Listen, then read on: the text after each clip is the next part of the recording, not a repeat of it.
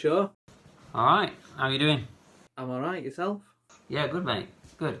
So Danny Malone or Dan E. Malone? Yeah, yeah. I need to figure out that name really.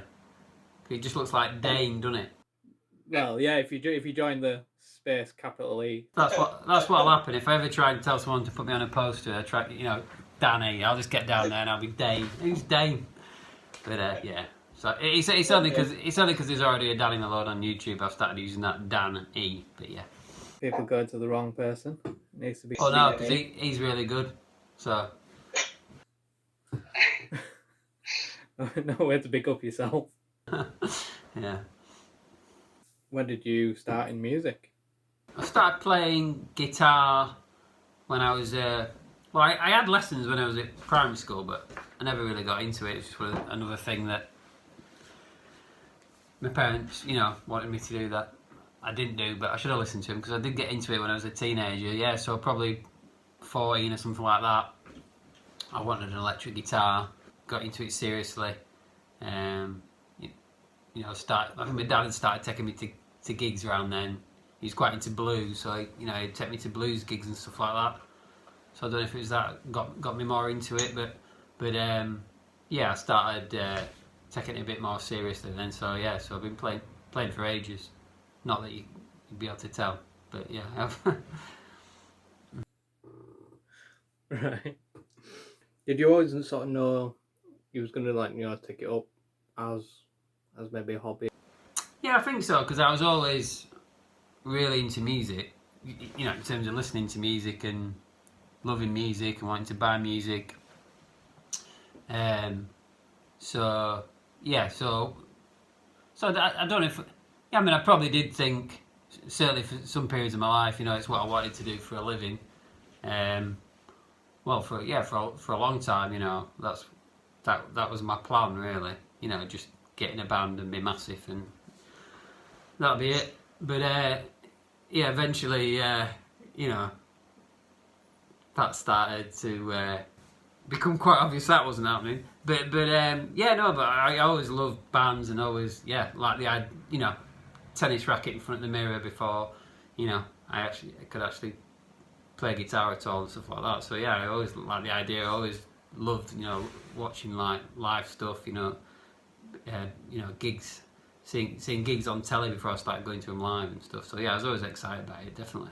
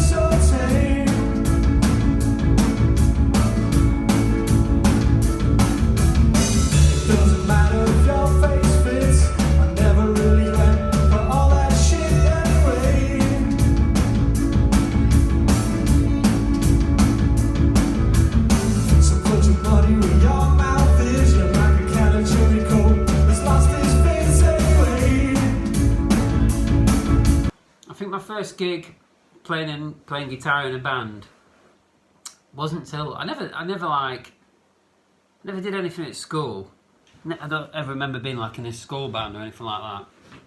I don't think I did an actual gig till I got to university that I can think of. I remember jamming with mates, where I grew up and stuff like that, but not doing any proper gigs. So the first one I can remember doing was at a place called the Adelphi in Hull, which you might have heard of. It's quite well known. It's just this brilliant little venue in Hull where the owner really encourages like new bands. So when we're in Hull, that's where everyone did their first gig at the Adelphi, because he'd always give any band a chance. And so I could remember in there in a band I was in called the Cornflake Shop, and it was good because I was a student, so all our mates came down and stuff like that. So yeah, it was I remember being really nervous because I was I was singing for some reason. I don't think we had a singer then, so I was singing and I was awful, and I was quite rightly worried about that. But other than that, yeah, it was good. It was a positive first gig, I think. And what style of music was that?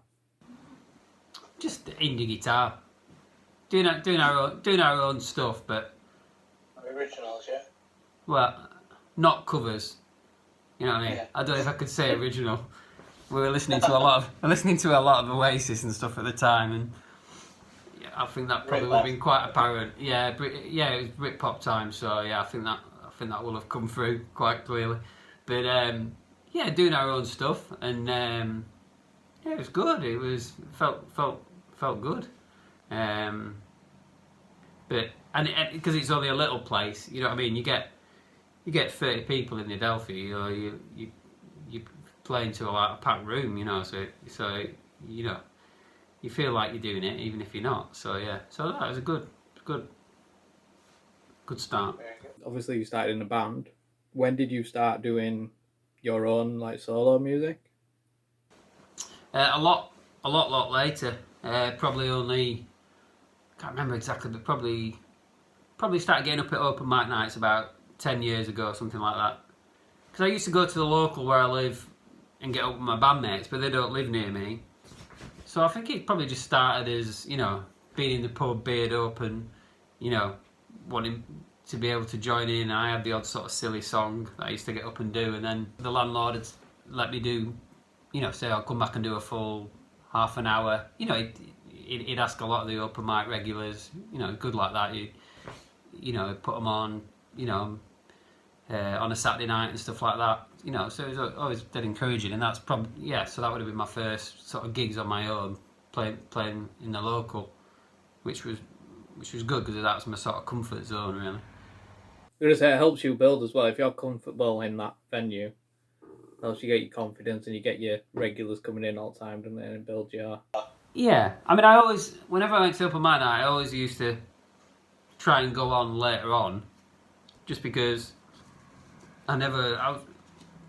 even though I knew all the people in there, you know, I needed beers, you know, to get up. You know what I mean? I couldn't get up sober, and it's only like the last few years I've sort of forced myself to be able to do that, because it, you know, I just got used to the idea of, oh yeah, I need 3 or 4 pints before, you know, I get up. And you can't walking into open mic nights and saying, you know, put me on last or something. You know what I mean? So I'm gonna have to sort of get over that, or start drinking at home before you set off. You know, there's ways around it. But yeah, no, but it was good. Yeah, because it was, you know, because it's just like playing to your friends, dead relaxed. Everyone in the Unicorn, that's the pub, was like really encouraging. You know, no matter how, what you're actually like, you know, that at least make you think. You know, they were enjoying what you were doing. So yeah, no, I was really lucky to have that sort of round the corner, really. Where is that? You say Unicorn? Yeah, I live in Rothwell. It's in Carlton. Oh yeah. Do do they have like a music festival every year? Yeah, Rhubarb Fest. Yeah. Rhubarb Fest. Yeah. So that I thought I recognised the name of Unicorn thing, because my girlfriend's obsessed with unicorns. But then I'm like, I'm sure I know there's a pub called Unicorn. Yeah, I filmed one year. Oh, did you? Yeah, Rhubarb Fest. Band called White Wolf. That's the sort of gig I love playing. I always try and do it with my band, you know, and then we'll play on that truck outside, and atmosphere is always really good. You know, you get a sunny day, it's great, you know, being on the truck and looking out at people, and there's always some toddlers dancing around, heckling you and stuff like that. And well, we've got it on video. There's one year where one of my mates' son, he was about 6, and we were playing a song. It was one of our sort of mellow songs, and I could hear him shouting something up, and I was sort of smiling at him like, "Can't talk now, mate." You know what I mean? Just in the middle of the song, and eventually he just kept shouting this thing. I couldn't hear what it says. We had to sort of stop and say, "What is it?" And he goes, "Can you turn it down?" Yeah, cheers, thanks for that. If it's not his dad heckling me, it's him. But But yes, I do that.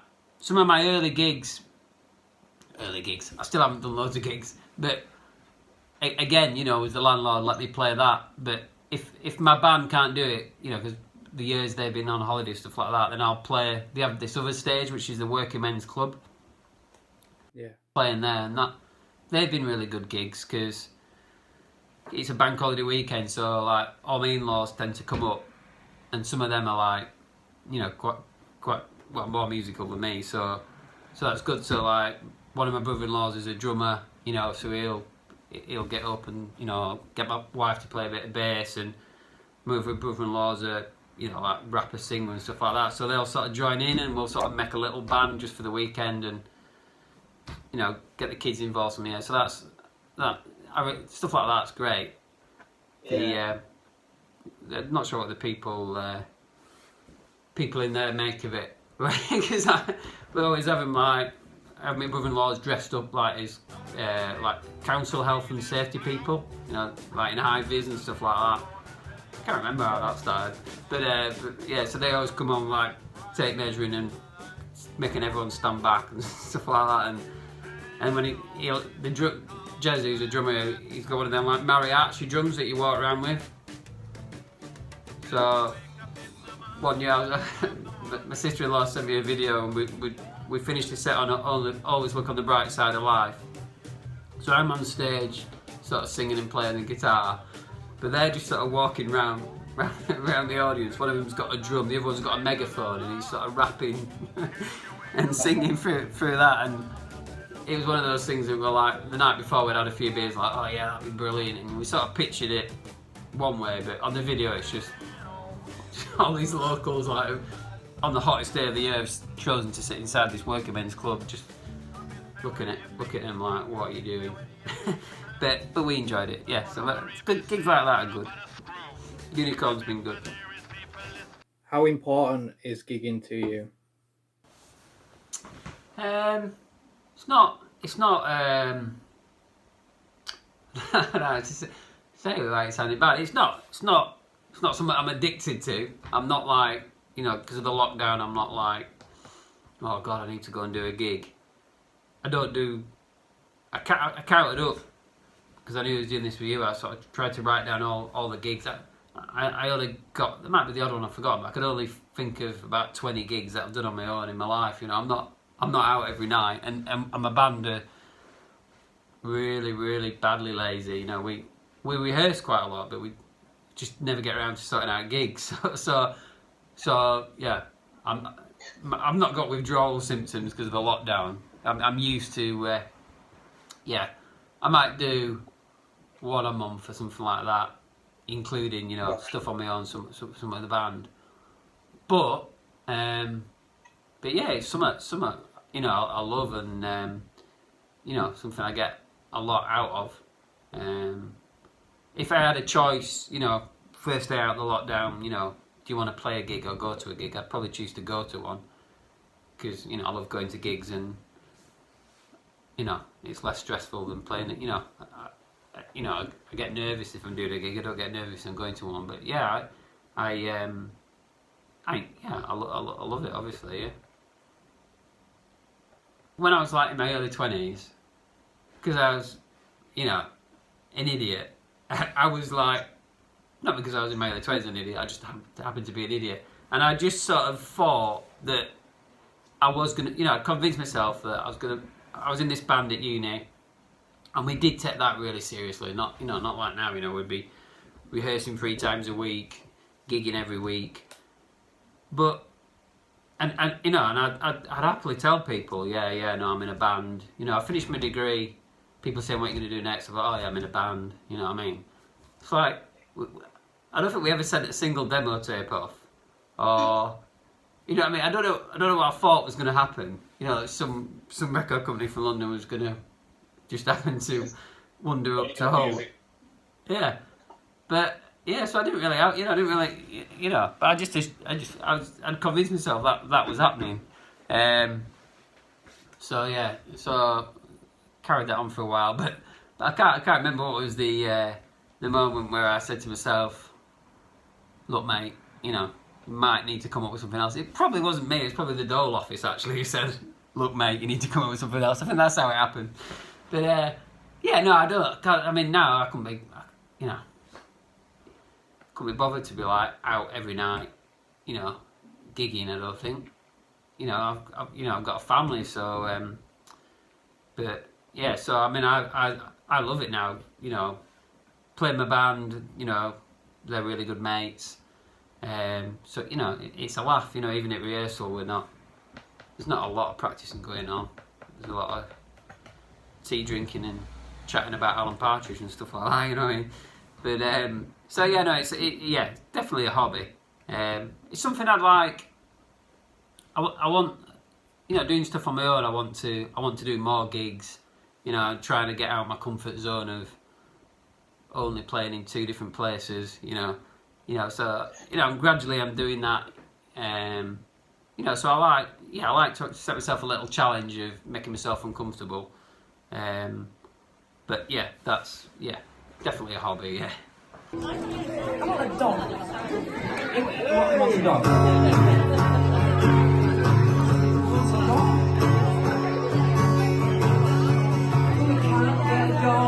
We'll go out every day. Who's gonna walk it? And I know what you'll say. That you'll do it. And for the first minute you will do. Then it's down in the park, picking up poo. 6 a.m. in the rain. I'm out walking the dog. While you're all wrapped up at home, then home sleeping like a log. I don't want a dog. I don't want a dog. What about a new band or a PS4, the virtual reality headset, a new hoverboard? Or what about a drum kit? You wanted one last year. I know I said no, but now the neighbours get on my nerves. It's up to you, but it's getting near. So tell me, my darling, what do you want this year?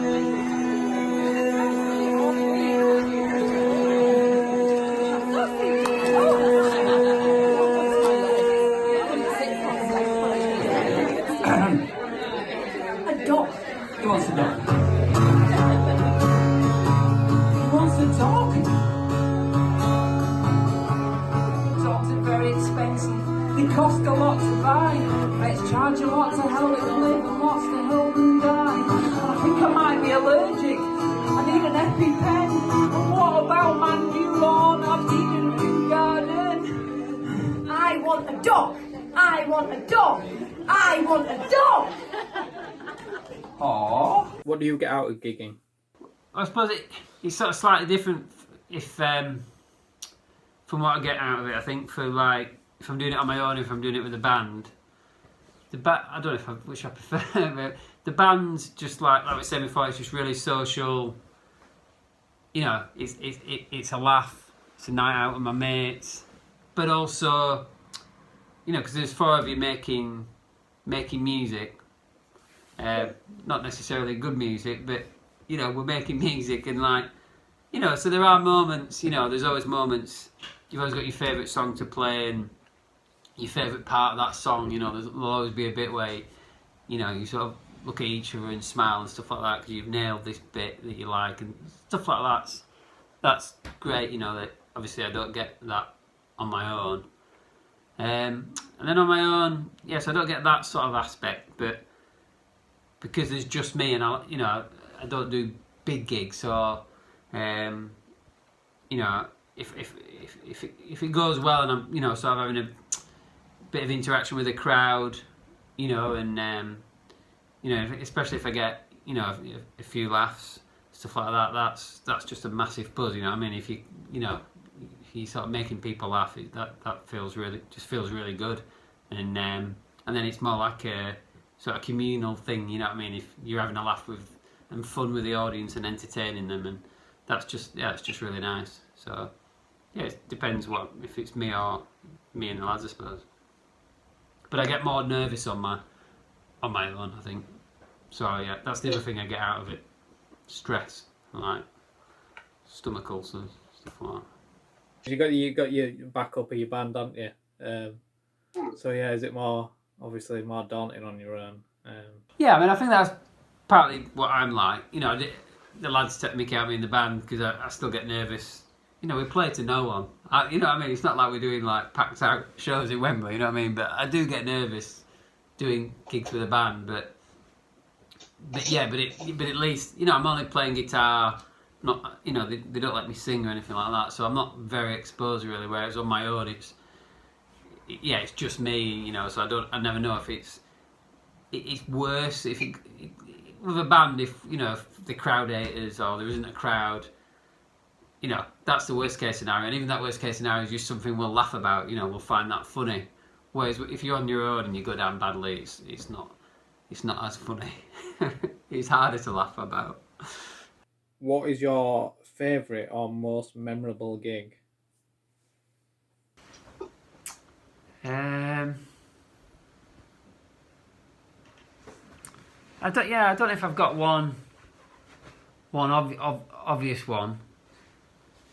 Stuff on my own, because I haven't done loads. I think I've either enjoyed them or hated them. There's like just in two categories. You know, they've either gone alright or badly. But probably the favourite ones I've done so far have been either like in my local or down at the Grove in the centre of Leeds. Done a couple of gigs that one of my mates Arthur's put on around Christmas time, and to me it's like Christmas. It's a Christmas gig, but he's not into Christmas, so he's always like, I don't want anyone doing any Christmas songs. So I always try and like make it as Christmassy as I possibly can. You know, like just buy loads of shots of Baileys and like only do Christmas songs and stuff like that. So yeah, a couple of them I've like really liked. You know, I couldn't say like I've been good or anything like that. You know, because I have quite a lot to drink and stuff like that. But it doesn't matter because it's just like people I know, really nice people from the Grove. So then I'm completely relaxed, having a few beers, just silly, you know. So I like those sort of gigs where it's a bit, you know, it doesn't matter if it's chaotic, you know what I mean, because it's people I know. It's in the Grove. It's like being in a living room, you know what I mean. It's just like when you know, after at a party, you know, people passing the guitar around and stuff like that. And so they'd be so that's good. And then with the bands, I've played in different bands for years, and like I was saying before, I think when you go out of town, they're always the memorable ones, and it's always the little things. You know, I'd like to say, it's when the crowd started singing the words back to us, but that's never happened because nobody likes us. But you know, it's the, you know, like, I think when the drummer got, you know, really drunk and he could barely stand up and refused to go on, wouldn't carry on with the gig until someone bought him a pint of Guinness. Things like that are memorable, and you know, drunk promoters, and just the stories around the gigs. You know, like the getting there. Like we used to swap gigs with this band in Wales when I was in a band in Hull with these lads called Aubrey Straw, who lived in Port Talbot, and that just used to be just such a laugh. You know, we'd go up there for the weekend and like just drive up there, crammed in the car, get wrecked all the way up there, and literally I can remember just sort of like pulling into the car park, sort of falling out of the car, and then bang, you're on stage and like playing to all these Welsh people who are really into it, and that was just brilliant. So that sticks in him. Yeah, that was good, going up to Port Talbot. Yeah, that one. That's the one. When was your last gig? Before lockdown? It was just before lockdown. It was at the Grove, actually. Going on about the Grove, and it must have only been about a week before we got locked down, because I remember, you know, there was a lot of banter about it on the night, and it was, I mean, all my gigs are quiet, but it was even quieter than normal. And you know, and there were people saying, "Oh, you know, we're not gonna risk it" and stuff like that. It was at that sort of level when it was just starting to get serious. But my friend Beth was, she was playing and she'd put the night on, and she wanted someone to headline because all her friends needed to get the last bus home. So she said, oh, will you headline? I was like, yeah, I'll headline, thank you. Yeah, and she's like, yeah, it's just everyone wants to get the last bus. And but yeah, that was good. That was a good night. Always good at the Grove with them lot. So yeah, that was my last gig. It's great. It's a great pub. Great open mic night. It's the only open mic night I know of where they don't have any amps or anything like that, but everyone's just so quiet that you don't need it. Everyone just listens. It's good place. The Grove is. I don't think I've ever been to an open mic at Grove, which is. I'm disappointed with myself. Should be. Yeah. I'm appalled. I'm disgusted with myself, to be honest. Now you should go because it because of that no amplification thing. It does make it sort of unique. I mean, it's funny because they need. You can't have the sort of chitter chatter background things that you have in pubs because you won't be able to hear the people. So it's funny, like if someone does talk, everyone's like, everyone looks round, everyone's really shocked, shh, But no, everyone's just really respectful and really supportive, and I think that thing of because they don't have amps and everyone's just really quiet and listening, it just makes it more intimate. And yeah, I've seen some brilliant stuff in there. Yeah, it's go on.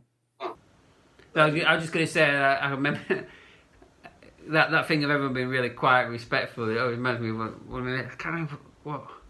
You might know him, he's in a band, but he used to be in Jack Afro.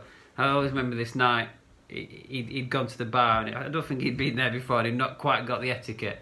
And halfway through, some guy doing some really, beautiful folk song, he was, he just sort of burst through the door, with the beers, stuff, and everyone was just really annoyed and stuff like that. It always makes me laugh when I think about that. But yeah, it's a great open mic. Get down there. There's a lot of regulars and stuff like that, and they're all great and really lovely.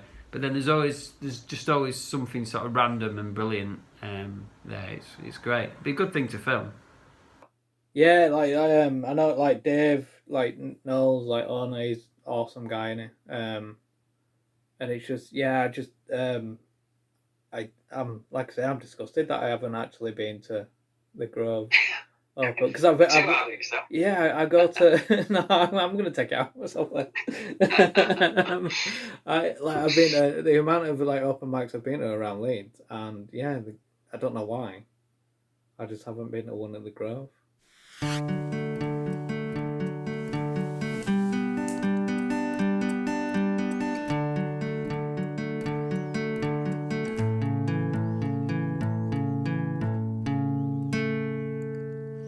Derek loves Dorothy. Dorothy loves Derek. Derek and Dorothy, they're in love. Dorothy thinks Derek is boring. Derek thinks Dorothy's uncaring. Derek and Dorothy, they're in love. So COVID-19 has been going on in about are we on 11, 12 weeks now? How have you been holding up? What have you been up to? Have you been furloughed? Are you still working? What's your situation? Yeah, I'm sort of still working, so it's been pretty good really for me. So I'm at home. For most of the time I'm at home with my wife and my kids are off school, and I I wouldn't say it's been a dream, you know what I mean? There's been sort of moments of stress, especially getting used to it all, the kids doing the schoolwork from home and stuff like that, me trying to get stuff at home, my wife trying to get stuff at home, trying to share out, we haven't got enough, whose turn is it on the laptop, all that sort of stuff. But compared to most people, it's been a breeze really. I have to remind myself, I felt sometimes like we're in a bit of a bubble, you know what I mean? I have to watch the news and sort of give myself a reality check of just how lucky we are. But no, it's been alright, and now I'm just gone on so long, it's sort of like just sort of got used to it, got into new routines and stuff like that. But you know, there's things I miss, obviously, especially like going to gigs and going out. But yeah, I can't complain. I mean, I've definitely got off I don't know anyone who's had it. None of my friends or family have been ill with it, so you know, I've been pretty lucky really, and we're just about still speaking as a family, so it's pretty good really. I mean, because I'm not doing any gigs, I have to do showing off to my teenage kids, and they're not, you know, so my attention seeking is probably getting on the nerves a bit, you know what I mean. They don't want to hear me singing or anything like that. But no, it's been alright. It's been fine. That's good. How have you had your teenagers? So you'd not really had to be homeschooling. Well, no, I started to help them and stuff like that. But they've been at the start. I mean, it's getting used to the technology and stuff like that. Right. But yeah, they still need help with stuff. But yeah, they've been pretty good, especially as times have gone on. You know, they've got more and more independent. It's quite interesting actually seeing how they've sort of adapted to it. But there's good days and bad days, and the bad days were just like you know. We're not trying to have high expectations. You know what I mean? Just keep your hand in with your work and stuff like that, and we just want them to not be sort of permanently damaged by the experience, you know what I mean? So just trying to keep it sort of fairly relaxed and stuff like that. It's not always happen, but yeah, it's been alright. I mean, I think I'll look back on it personally as, you know, as a good time. I mean, it was interesting sort of realising how sort of stressful our life was before, you know, because it was, you know, we're very, very sort of busy, you know, kids are always at clubs and stuff like that, getting in late from work, weekends you're driving around and stuff like that, so you sort of realise how much we're running around when we stop, so it's been quite nice to have a slower pace of life. I've not really achieved a lot with that extra free time, but caught up on some box sets, and it's been good. I've only done one sort of open mic night, but it's been good. I've watched a few open mic nights on Facebook and watched some people doing gigs and that, and I think it's been good. You know, it's been probably straight away you think, oh well, you can't, you know, there's no gigs and stuff like that, but you know, someone with a guitar in their living room, you know, reading the message off Facebook and stuff like that, that's an intimate gig, you know. You know, they can still sort of interact and like, oh yeah, you know, seeing the messages, and so it's been nice that, you know, people live music's carried on, hasn't it? Really, people are still gigging. It's just in a different way. So yeah, it's been interesting. Yeah, it has. Like a few days into like lockdown, I got invited to a page. I think it were Haley Gaffney invited me to quarantine music group, and yeah, like everyone was just putting up the music videos, and then they were doing like live recording, and all like, this is brilliant. Like, it's like perfect way to like keep it going, and it's like, yeah, I'm not actually missing. Well, I am actually missing going to the pub because I like to drink and I like to go to gigs, but I'm not actually like, you're still getting that live music, you're still getting that entertainment, and yeah, you sat at your own, but you can have your beers, and yeah, it's in the, and you can still interact like through the Facebook Live and stuff. You can still talk to the artist, and then like between tracks, they can look at your messages and talk back. It's good that it's kind of carried on. People, you know, like, it's nice, like the people from the Grove, a lot of the regulars have carried on doing the open mic night, and you know, and then some of those people, you know, might not be working and stuff like that, you know, so that sort of weekly social interaction, you know, is probably really, you know, it's important, and it's, you know, I think it's great that, you know, I mean, they'll have other friendship groups and family and stuff like that, but you know, through an open mic night, you know, they've got this nice sort of friendship group and enjoy the music, enjoy each other's music, enjoy performing, enjoy watching. So yeah, it's not the same, but it's people are finding good compromise and getting better at doing it. You know, people, you know, it's funny watching some of these things where, you know, they've gone live on their page instead of on the open mics page, and everyone's going, where have you gone? And I'm live. It says I'm live. It's like, you know, you're not. I love watching all that. It's hilarious. So so there's still, you know, but people are getting more organised and stuff like that. So it's good. Yeah, it's good because it's like the music scene has not died out and it's still ongoing, which is great. Well, I don't go to as many gigs as I'd like, and probably as many gigs. I go to a lot of gigs, but not probably as many as I like. And I don't go to as many open mic nights as I'd like to. Either, you know, because I got something else on, or just because it's the one night where I haven't got something else on. You know what I mean? Because, like I said, life's been busy. So in a way now, it's fine that you can go to an open mic night just by. I mean, I've been to a few accidentally because I've been scrolling through Facebook, and then, you know, you accidentally find yourself at a live watching party or something like that, and then, you know, I'm trying to work out how to close it. Then someone on the group's gone, "Hey, Danny, nice to see you. Thanks for watching the show." And oh my god, and that's it. I'm tired. I have to watch the whole thing then. So I've accidentally been to a few nights out on Facebook without being, you know. I'll just put my phone here, and then it. But it's great. It's easy. You can go to an open mic night without leaving your sofa. I mean, how good's that? Perfect for me. Yeah, exactly. Yeah, I was gonna say, sit in your living room, put your feet up on coffee table, and you're in someone else's living room watching a live gig. It is actually really good. I do actually hope it like keeps up. Have you done a live show? I've only done one. I went to the Tower of Song open mic night, Right.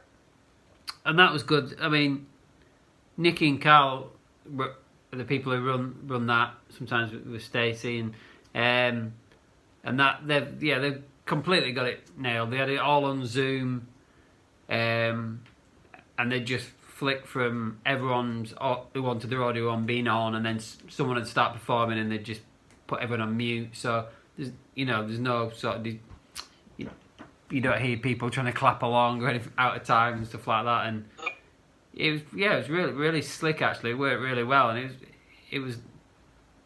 it's still slightly weird, you know. But you get used to things quickly. You know what I mean? Like, so there's about 12 people you can see on Zoom. And someone was in bed, you know what I mean? He was like, but yeah, no, it was good. It was good. It's an open mic night I like going to, and enjoyed it. I'd definitely do it again. Yeah, but that's the other thing. I'm doing a live gig for in a couple of Saturdays. That's the first sort of gig I will have done for like Doc Stocks. It's like a charity thing. So yeah, that'll be my first proper lockdown live gig. Did you have a gig lined up before lockdown that you'd had to cancel, or have you got one lined up for when lockdown's over? We've my band. I noticed on my phone today we were supposed to be playing at Steve, one of the guitarists, Dad's 70th this weekend, so I felt a bit sad about that. More for them than for us. Not because they missed out on seeing us, but because they missed out on his party. And we're going to play at my sister's birthday party next month, which we won't be able to do as a band. You know, that would have been a good laugh. You know, again, it's a shame for my sister she can't have a party. We weren't booked to play at the library for this period for some reason. But I don't think I had anything for myself. The next one I've got for myself is in Seven Arts in Chapel Allerton, and that's October, so we don't know yet, do we? No. Originally, I thought October would be the time that maybe everything would go back to normal. a lot of gigs I've got tickets for. I've been when it first happened, they're like, oh, this is being rearranged for October, November, but Yeah. so we'll see. But yeah, so that's yeah. When he booked it in, he said, "Oh, I know it's a long time off," and it seemed a long time off, but yeah, it might just work out perfectly. So so we'll see. What are you going to leave us with? I'm gonna do a song about the lockdown. Sure. Largely because I was thinking about what to play, and and it, it's not a song I'm not that impressed with. I wrote it for that Tower song that I said I went to, and the Tower song's good because they always have a different theme each month, and they ask you to try and write a song on the theme, which I really like, because it gives me sort of kick up the ass to try and write a song. And that month it was include a line from a film, so you'll be able to spot that. But I thought, when I was thinking about what to play, I thought, well, I better play that, because by the time we come out of lockdown, I will have written this song and it'll just be meaningless, won't it? By the time I'm doing gigs again, all the references in it won't make any sense. So any opportunity to play it, I'm gonna play it. So I'm gonna do that one.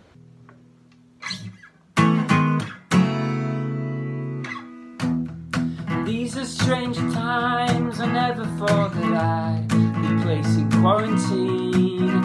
I thought that only happened to dogs that moved to Australia and emails from my Auntie Jean.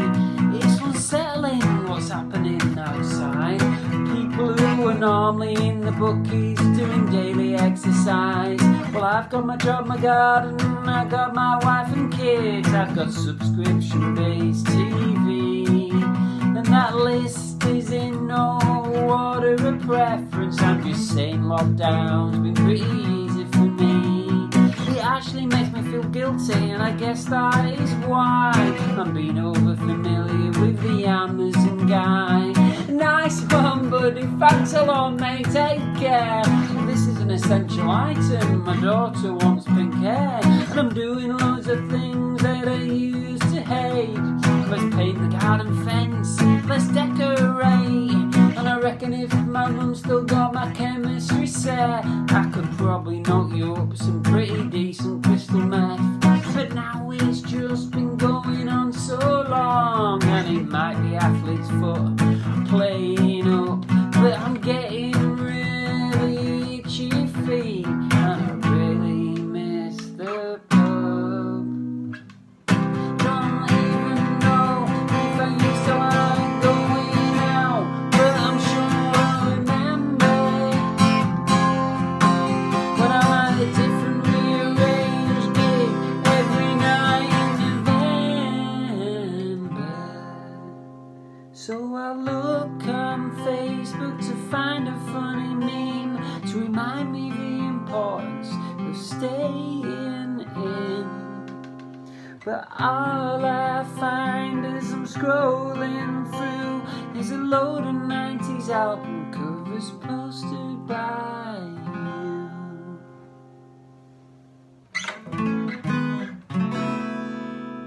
you. Nigel from my local Facebook group saw 8 kids on the park, he says they can't be family. Michaela says it's madness, complete madness. Number 4 on the top 10 albums that had an influence on me. Homeschooling's led to tears, the slamming of bedroom doors. That's what I'm like when I'm drunk, I can't take it anymore. Today I went to the office, the first time in 8 weeks. It'll be good to get out of the house, it'll be a little treat. I'll drive the long way there, get these ants out of my pants, catch up with the gang, we'll probably do some quality bands. Oh, look what the cat's dragged in, I thought you were working from home. They're listening to Absolute 80s again, I should have listened to you, Yazoo, don't go. And I see the boss is still smoking potpourri while talking loudly on the phone. That's okay, darling, you complain about me, I like to make an Essex girl moan. And the other one's still whinging on about something that happened before this all even started with the same permanent scowl upon their face, like someone less than 2 meters away fired. So I get out of there, drive the quick way back. I can't wait to get back in through the door, cause behind it are all the things I love. I like going out, but I like going home more. Milk and brew, and I sit in my favourite chair, and I deserve a break, so I'll look out the window through the stare. And I think, look at me in my ivory tower, my king and my castle, just without any power. And if I really wanna be alone, I can spend 20 minutes on my royal throne. Meanwhile, there's people out there crying, cause they're scared of go to work. There's people dying.